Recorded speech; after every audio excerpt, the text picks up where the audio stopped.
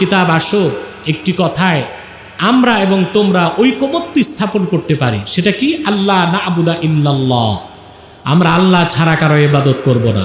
ওয়ালা নুশরিকা বিহি শাইআ, আর আল্লাহর সাথে কাউকে শরীক করব না। ওয়ালা ইয়াত্তাখিযা বা'দুনা বা'দান আরবাবাম মিন দুনিল্লাহ, এবং আমরা পরস্পর মানুষ হয়ে অন্য মানুষকে আল্লাহকে বাদ দিয়ে রব বানাবো না।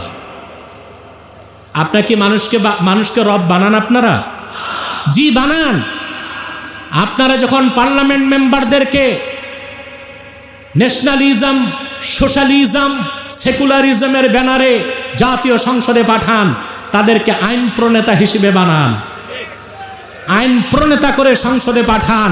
আল্লাহকে বাদ দিয়ে আইন বানাবার ক্ষমতা নেতাদেরকে দিয়ে তাদেরকে আপনারা রব বানাচ্ছেন। এটা শিরকুম বিল্লাহিল আযীম। শিরক করতে করতে অবস্থা কোথায় গেছে? এখন আর স্টেজে আল্লাহর নাম নিতে মন চায় না। নেতার স্লোগান হতে পারে, আল্লাহু আকবারের স্লোগান দিলে বলা হয় এটা দলীয় স্লোগান নয়।